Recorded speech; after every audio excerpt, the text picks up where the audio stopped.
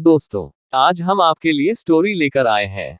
आप सभी ने लक्ष्य को निर्धारित करने के बारे में पहले जरूर सुना होगा और आप इसका महत्व भी बहुत अच्छे से जानते होंगे। लक्ष्य निर्धारण करने से हमें एक निश्चित दिशा और निरंतर कार्य करने का हौसला मिल जाता है।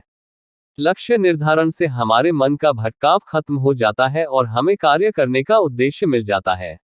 इस वीडियो के जरिए आप जानेंगे कि कैसे लोगों ने लक्ष्य निर्धारण करके असंभव कार्य को संभव किया। बहुत पुरानी बात है। एक गांव से नदी गुजरा करती थी जिसके किनारे एक साधु बैठा रहता था और जोर जोर से चिल्लाता रहता था, जो चाहोगे वही पाओगे, जो चाहोगे वही पाओगे। साधु को गांव के सभी लोग पागल, कुछ लोग मूर्ख और ना जाने क्या क्या समझते थे। साधु हमेशा यही चिल्लाता रहता था और भगवान की भक्ति करता रहता था। बहुत दिन बीत गए। एक दिन एक बेरोजगार लड़का वहां से गुजरा। उसने साधु की यह बात सुनी और दौड़ा दौड़ा उनके पास पहुंच गया। उस लड़के ने साधु से कहा, क्या मैं जो चाहूंगा वही पाऊंगा? साधु ने मुस्कुराते हुए कहा, हाँ बेटा, जो तुम चाहोगे वही तुम पाओगे। लड़के ने फिर एक बार कहा, क्या आप सच कह रहे हैं? क्या सच में जो मैं चाहूंगा वही मैं पाऊंगा? साधु ने कहा, हाँ, जो तुम चाहोगे वही तुम पाओगे। लड़के ने कहा, क्या मैं सोने चांदी का बहुत बड़ा व्यापारी बन जाऊंगा? साधु ने कहा, हाँ बेटे, तुम अवश्य बन जाओगे। आज मैं तुम्हें कुछ सोने और चांदी की वस्तुएं दूंगा जिसको तुम ले जाना और देखना तुम एक बहुत बड़े सोने चांदी के व्यापारी बन जाओगे। लड़के ने अपनी दोनों आंखें बंद की और साधु की ओर हाथ बढ़ा दिए। साधु ने एक हाथ लड़के का पकड़ा और कहा, ये लो बेटा, ये सोना है।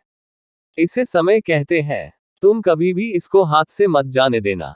इसका एक एक पल अपने लक्ष्य प्राप्त करने के लिए उपयोग करना। तुम एक दिन जरूर बहुत बड़े व्यापारी बन जाओगे।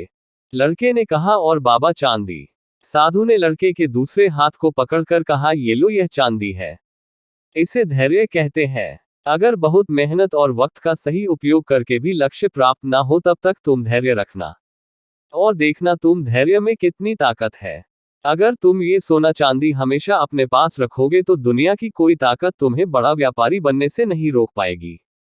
उस लड़के ने साधु की बात को अपने मस्तिष्क में बहुत अच्छे से बैठा लिया और कभी भी अपने वक्त का ना दुरुपयोग किया, ना कभी उसको हाथ से जाने दिया।